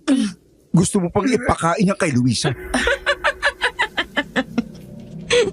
Masarap to, Luisa. Jack na magugustuhan mo. Nababaliw ka na talaga. Gusto mong ipakain kay Luisa yan eh. Ayan oh, ang daming uuna gumagapang. Ano ka ba? Umalis ka na. Mula ngayon hindi na ako magbebenta ng kahit anong produkto mo. Huwag mo na rin akong kausapin at lumayo ka sa akin. Ha? Bakit naman? Nagmamaang-maangan ka pa? Ikaw ang nagpapunta dito kay Mang Glenn kagabi. Nagsinungaling ka sa kanya at sinabi mo may gusto ako sa kanya. Ah, yun ba? Wala ba? Ang akala ko kasi meron, pero nagpapakipot ka lang. Nasisira na bang ulo mo? Kahit kailan hindi ako nagpakita ng motibo sa kanya. Sa simula pa lang sinasabi ko naman sa'yo na ayoko sa kanya. Ba't mo ba pinipilit? Bakit ka ba nagagalit? Eh, tumutulong lang naman ako sa'yo. Pues hindi ka nakakatulong at hindi ko kailangan ng tulong mo. Pinasok niya ako sa bahay at muntik na akong gasain dahil dyan sa pagsisinungaling mo. Luisa, eto naman, wala namang nangyari. Palagpasin mo na. Ano ka ba? Teacher ka pa naman tapos ganyan ang sasabihin mo? Teka nga. Kaano-ano mo ba yung Glenn na yon? At sulsul ka ng sulsul kay Luisa doon? Ayo, gusto mo pang palagpasin ni Luisa? Umalis ka na dito!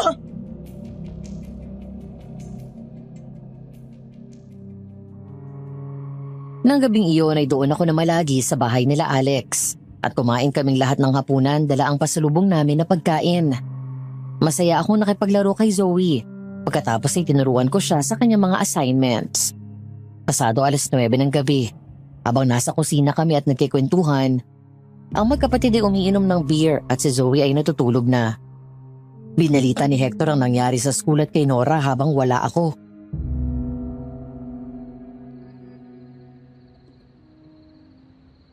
Nakarating na sa mga kasama nating teachers yung nangyari sa'yo. Pati yung involvement ni Nora. Ayun, halos walang pumapansin sa kanya, lahat galit. Hindi pa rin ako makapaniwala ipapahamak niya ako ng ganon. Hindi ba kayo nawiwirduhan dyan sa Nora na yan? Medyo nga. Lalo nang pumunta ako sa bahay nila. Grabe yung amoy sa paligid. Kaya nung amoy nagdala niya kaninang buro. Tapos nakita ko rin siya isang beses na kupos sa lupa sa ilalim ng punot na katalikod. Kumakain yata yun eh. Nung lalapitan ko na, biglang tumakbo papasok ng gubat. Nako, ganun talaga yon. Kahit kami nagtataka dyan, hindi na lang namin pinapansin. Minsan nga, ang baho ng damit niya, parang amoy bangkay. Papa! Oh, anak, bakit nagising ka? Nandyan siya, Papa! Sino? Nandyan yung aswang! Ano? Kuya, ang baril! Bilis! Mabilis kong kinuha si Zoe at niyakap siya. Habang si Hector ay kinuha ang 2 baril at binigay kay Alex yung isa. Naghari ang katahimikan. Naririnig ko ang malakas na kabog ng dibdib ko. Ilang sandali pa, nagulat kaming lahat nang mula sa di kalayuan ay may narinig kaming angil ng aswang. Kasunod ang sigaw ng babae. Yung babae! Naku, baka kung ano nangyayari sa kanya! Dito lang kayo. Luisa, huwag kayong lalabas ni Zoe. Hahanapin ko yung babae. Samahan na kita. Mag-iingat kayo! Ilak niyo yan. Agad lumabas ang dalawa at sinarado ang pinto. Nagmadali akong lumapit doon at nilak yun. Pati ang pinto papuntang likod bahay at mga bintana ay dinoble check ko at siniguradong nakakandado. Maya-maya ay biglang hinila ni Zoe ang damit ko. Teacher, yung aswang! Bakit? Anong meron? Wala siya sa labas. Nandito po. Nagtago siya kanina sa ilalim ng papag. Ano? Nandun po sa loob ng room ko. Gusto niya tayong kunin. Ayun siya, oh. Agad akong napasigaw, kasabay ng pagbalot sa akin ng matinding takot nang makita kong muli ang mukha ng aswang. Mabilis akong tumakbo papunta sa pinto at nataranta na inalis ang lock hanggang sa napasigaw na rin si Zoe. Nang lumingon ito at makitang palapit na ang aswang. Teacher! Nandiyan na siya! Papa! Tito Alex!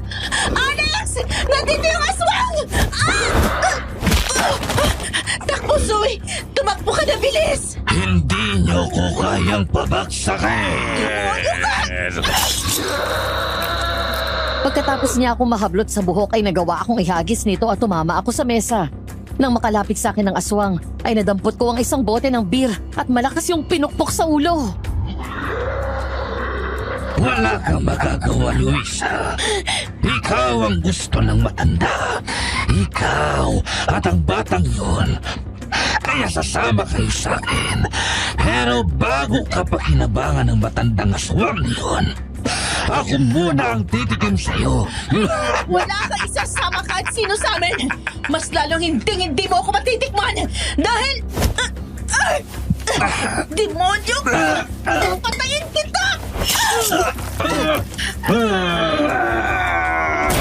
Luisa! Isang malakas na sipa ang tinanggap ng aswang mula kay Alex. Pero agad itong nakabawi at sinugod siya. Saka bumagsak ang dalawa sa sahig. Nang subukang kalmutin ang aswang sa mukha nito at kagatin sa leeg, mabilis na kaiwas si Alex at napigilan ng kamay nito. Matapos yun, ay tinuhod nito ng malakas ang aswang. Demonyo ka! Lumayas ka sa pamamahay ko!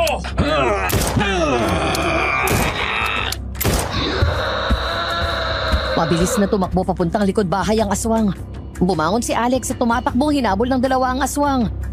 Ilang sandali pa ay bumalik ang magkapatid na humihingal sa pagod. Tumakbo si Zoe sa daddy niya at ako naman kay Alex.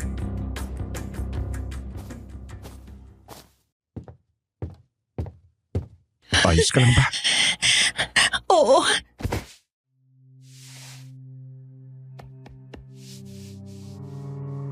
Kinabukasan, lakas loob akong pumasok sa trabaho. Sinalubong ako ng simpatsya at suporta ng mga kasama kong guro. Maliban na lang kay Nora. Hindi ko siya pinansin sa una pa lang kahit na buong araw kong ramdamang bagsik at talim niyang tingin sa akin. Hanggang isang hapon, pauwi na ang lahat nang biglang nagkagulo at magpanik ang isang teacher at sinabing may nawawalang dalawang bata. Nagdoble ang takot ko nang malaman na isa si Zoe sa mga ito.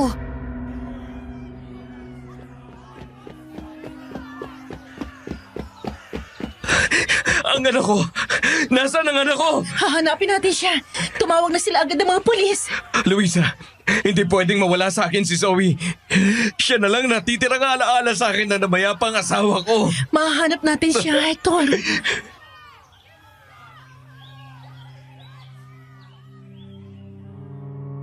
Maya-maya ay dumating na nga ang mga pulis at ilang sundalo. Kabilang na doon si Alex na bakas din sa mukha ang pag-aalala. Naghalughog kami sa buong paligid ng school. Ang ibang mga pulis at sundalo, pinasok pa ang masukal na kakahuyan.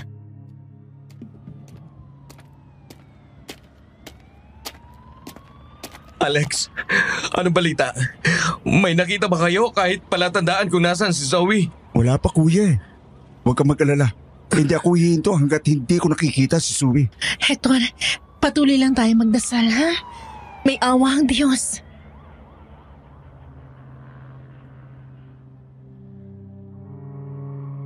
Sa gitna ng paghahanap ng lahat kay Zoe at sa kaklase nito, Napalingon ako sa bandang dulo ng school ground nang mula sa likod ay lumabas si Nora. Wala sa ayos ang buhok at gusot ang damit. May mga bahid ng lupa sa laylayan ng pantalon nito at sa likod na parabang nahiga ito sa basang lupa. Pagkatapos ay nataranta na naglakad habang panay ang lingon sa paligid.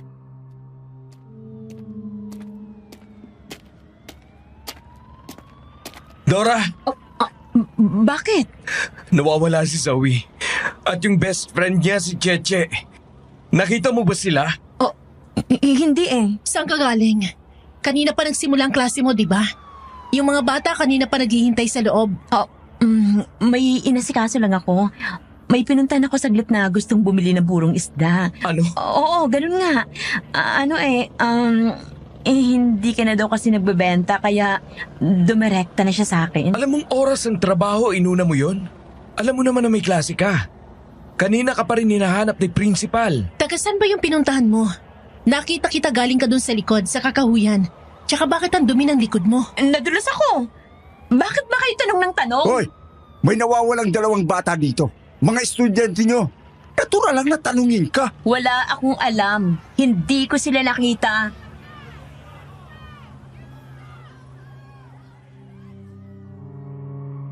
Hanggang sa nagulat kaming lahat ng magkagulo ang ilang guro pati na rin ang mga pulis. Nabuhayan kami ng loob nang sabihin na nakita na ang isa sa 2 bata. Mabilis kaming tumakbo at gano'n na lang ang hinga namin ng maluwag nang makita si Zoe. Ligtas, walang kahit isang sugat, pero dilat ang mata nito at tulala. Wala sa sarili.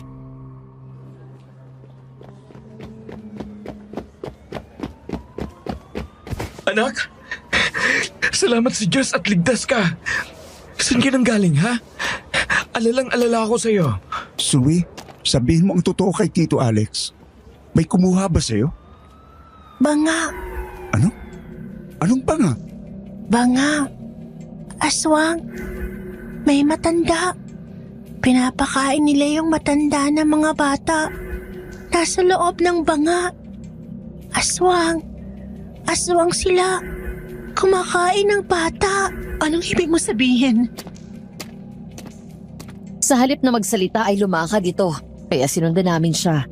Hanggang sa huminto ito sa harap ni Nora na nang mga sandaling iyon ay kausap ng isang pulis.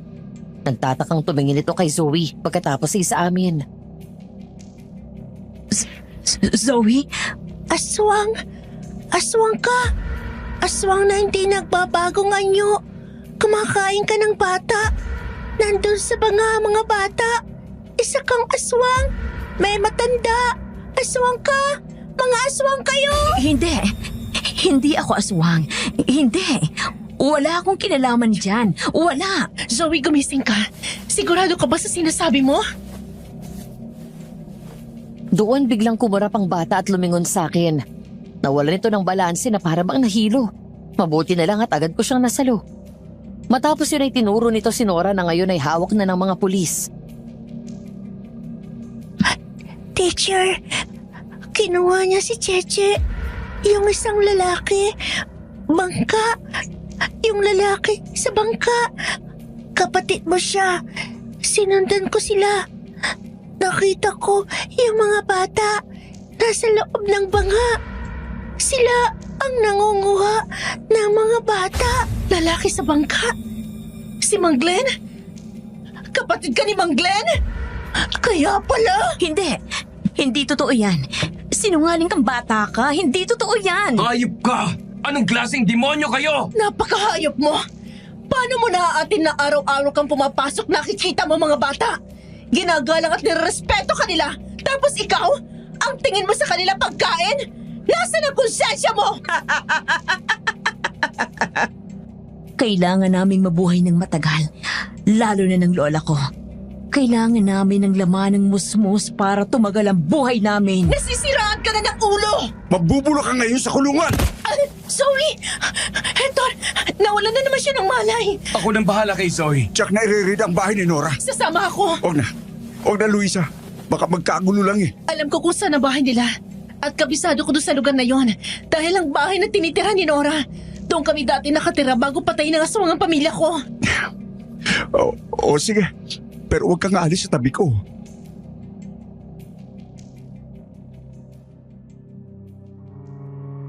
Nang hapon na yon ay dinala sa presinto si Nora.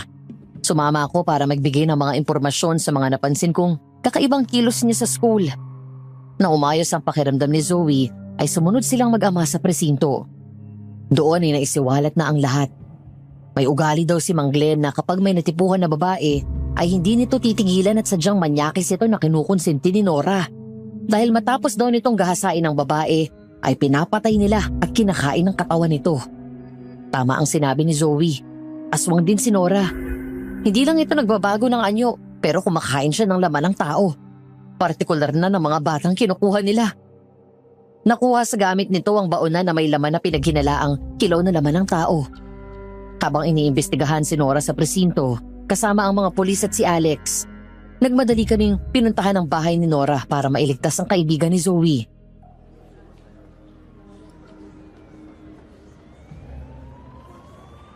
Pasado 5:00 na.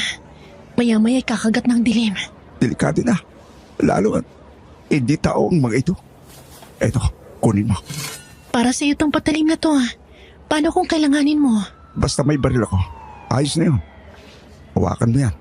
Para may pangdepensa ka sakaling magkagulo. Sige. Pero hanggat mare, huwag kang aalis sa tabi ko.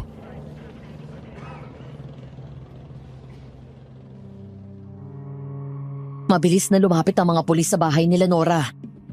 Nang makarating sila doon, tumambad sa amin ang isang bangkay ng matandang lalaki. Nakahiga sa lupa sa tabi ng mga naglalakihang banga na nakabaon doon. Kwak-kwak ang tiyan at naaagnas na. Ang katawan nito ay pinagpepiestahan ng mga langaw at uod. Agad kong nakilala ito.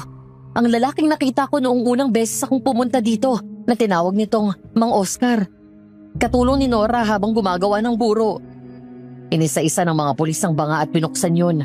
Doon umalingasaw ang nakakasulasok na mabahong amoy. At nasa loob ng banga ay ang kalunos-lunos na sinapit ng mga bata. Bali-bali ang mga katawan at nakasilid doon. Ang iba sa kanila, kulang na ang mga parte ng katawan. Ang mga bata sa loob, nakababad sa tubig at dugo na parang pinepreserba ang mga ito. At sa kabutihang palad, ligtas na natagpuan ng mga pulis si Cheche na nakatakbo at nakapagtago mula sa mga aswang.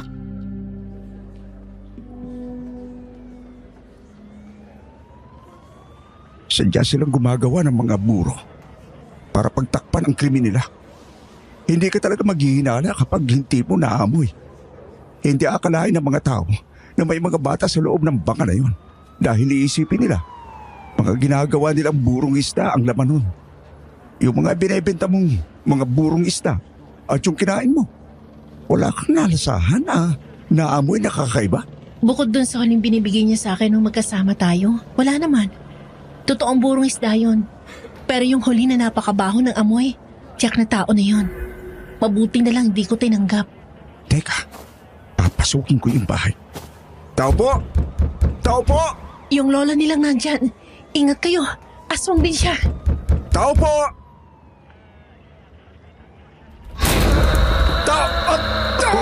Patayin ko kayo. Nang buksan ni Alex ang pinto, nagulat na lang kami at mabilis akong napatakbo pabalik nang biglang bumungad sa amin ang lola ni Nora na nasaan yung aswang na.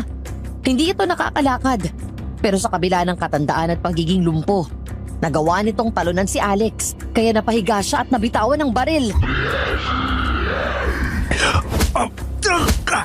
Umalis ka! Demonyo ka! Magkakasunod na suntok sa mukha ang binigay ni Alex sa aswang. Nang magtangka itong kagatin siya sa balikat, ay mabilis niyang napigilan ang mukha nito, sabay suntok ulit sa tagiliran. Maya-maya ay may dalawang magkasunod na putok ang tumama sa aswang nang barilin ito ng pulis. Galit na lumingon ang aswang sa bumaril sa kanya. Agad akong gumapang at mabilis na dinampot ang baril ni Alex, sabay bato doon. Nang masalo niya ang baril, ay tinutok nito yon sa noo ng aswang, sabay kalabit ng gatilyo.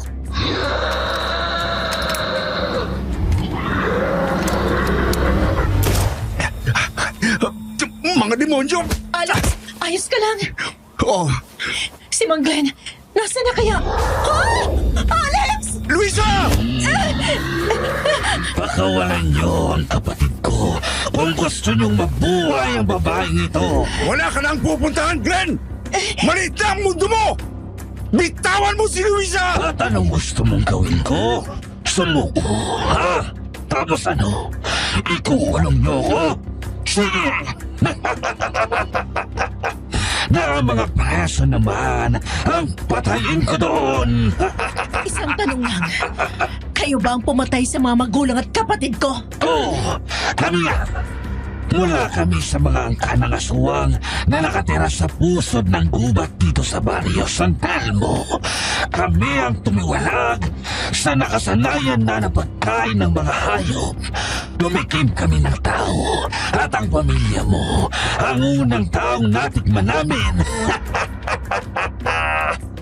Ang kapatid mo ang unang inalay namin kay Lola Delia para tumagal ang buhay niya. Mula noon ay kumukuha na kami ng mga bata para sa kanya. Pagkatapos ay iniimbak namin. Kaya pala ako binalik ng Diyos dito. Para mabigyan ko ng katarungan ng pagkamatay ng pamilya ko.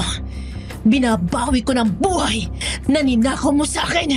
Mamatay ka na! Luisa! Dapa!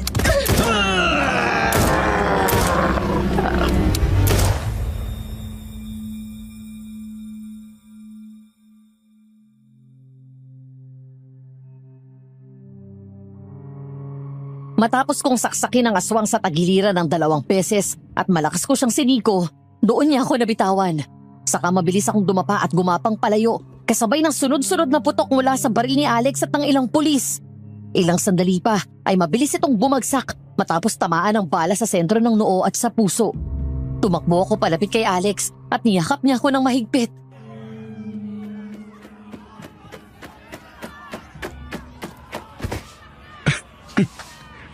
Ang tapang mo. Siyempre, kanino pa ba ako magmamada sa... Alex, tingnan mo. May santel mo. Saan? Wala naman ah.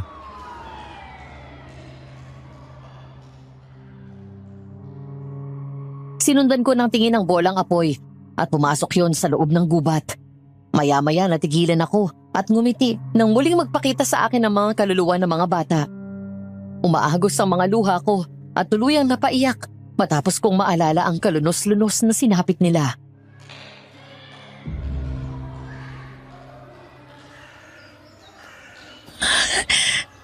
Ngayon matatahimik na kayo. Luisa?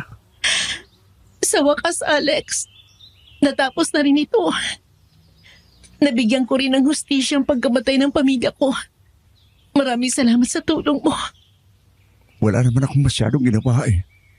Ngayon tuluyan na silang matatahimik. At gaya ko, siguradong proud sila sa iyo. Dahil naging matapang ka. Salamat ha. Dahil ikaw ang nagturo sa akin kung paano lumaban. Humiram lang ako sa iyo ng lakas ng loob at tapang. Huwag mong isipin na nag-iisa ka sa buhay. Nandito ako. Mula ngayon, magkasama na tayo. Talaga? Paano kung hindi kita sagutin? Ha? Ang akala ko ba...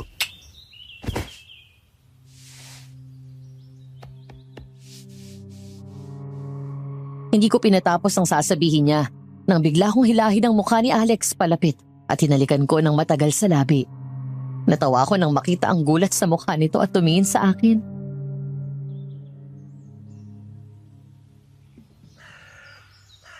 Joke lang. Sinasagot na kita. Ha? Talaga? Oo. Gusto rin kita. Mahal na kita. Mahal na mahal din kita, Luisa.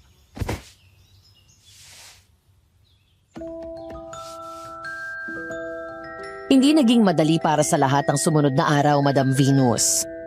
Nang maipatawag ang mga magulang ng mga batang nawawala at pinakita ang bangkay ng mga ito, ang iba sa kanila ay hinimatay sa sobrang gulat dahil sa nakitang naging kalagayan ng mga bata.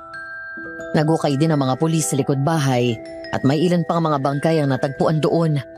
Mga bangkay ng mga mas may edad at kinain at pinatay ng mga aswang. Kasama sa mga nahukay ng mga ito ay ang mga labi ng kapatid kong si Ace. Sa korte naman ay dumating ang pagkakataon na kinuyog si Nora ng mga magulang ng mga bata. Kalmot, sampal, suntok, sabunot at sipa ang natanggap niya. Hindi ko sila masisisi, Madam Venus.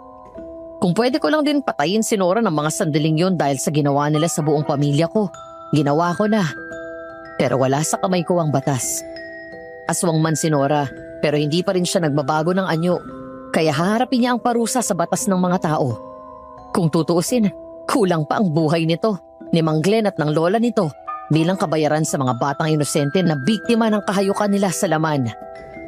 Samantala kami naman ni Alex ay tumatagang relasyon sa paglipas ng panahon. Matapos ko siyang sagutin, hindi rin naman nagtagal at pinakasalan niya ako. Mula noon ay bumuo kami ng pamilya at nagkaroon ng 5 anak. Madam Venus, minsan may mga pangyayari sa buhay natin na hindi natin maintindihan kung bakit nangyayari. Katulad sa akin, bumalik ako ng probinsya sa dahilan na makaiwas sa dati kong nobyo na ayaw akong patahimikin. Hindi ko alam na ang pagbabalik ko sa lugar na minsang naging isang bangungot, dito ko rin makakamit ang hustisya sa pagkamatay ng pamilya ko. Si Nora ay isang halimbawa lang na may mga taong hindi natin basta dapat pagkatiwalaan. Mula noon ay naging mas maingat na ako sa mga kinakausap ko. Mas naging malalim din ang pananampalataya ko sa Panginoon dahil sa pangyayaring iyon. Sana po ay nagustuhan ninyo at may natutunan kayo sa aking kwento. Hanggang dito na lamang at maraming salamat po. Nagmamahal, Luisa.